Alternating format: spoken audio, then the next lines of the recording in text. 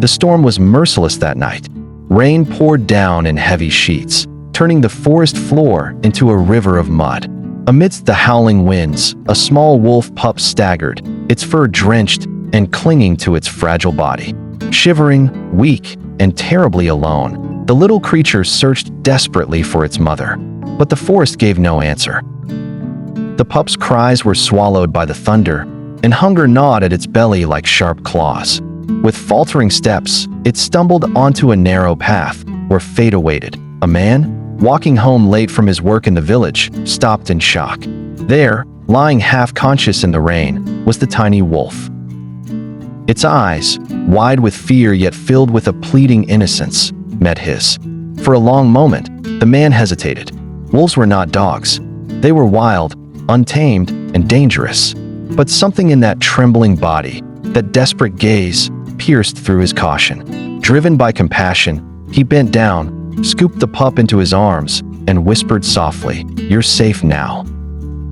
He knew the road ahead would not be easy. Raising a wolf was unlike raising any other animal. Yet as he carried the tiny bundle home, wrapped in his coat, he felt an unexpected resolve. He would give this creature a chance to live. He named him Storm, in memory of the wild night that had brought them together. The first weeks tested his patience and determination. Storm was fragile, restless, and wary of every touch. But the man never gave up.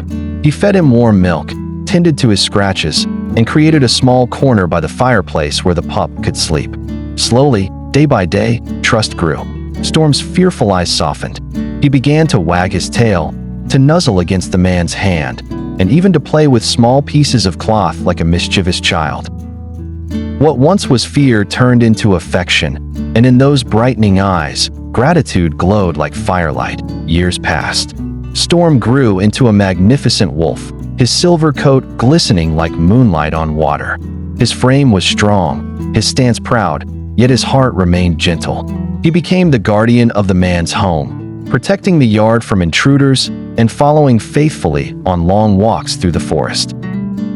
Villagers who once eyed him with suspicion now admired his nobility.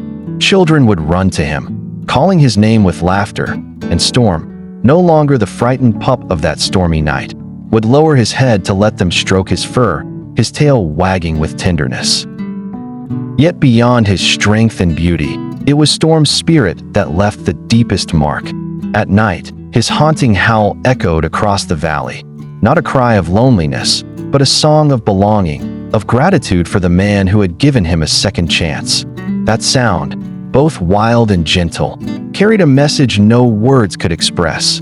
Love had bridged the distance between man and wolf. For the man, Storm was more than a companion. He was a reminder that kindness has the power to transform, that even the fiercest of creatures can respond to care and trust. In Storm, he found not only loyalty, but also a symbol of resilience, of the beauty that emerges when fear gives way to love. Storm was never just a wolf.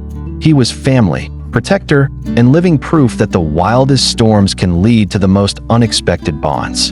And every time his silver form glimmered under the sun, the man felt grateful, not only for saving a life, but for discovering the extraordinary gift of a second chance.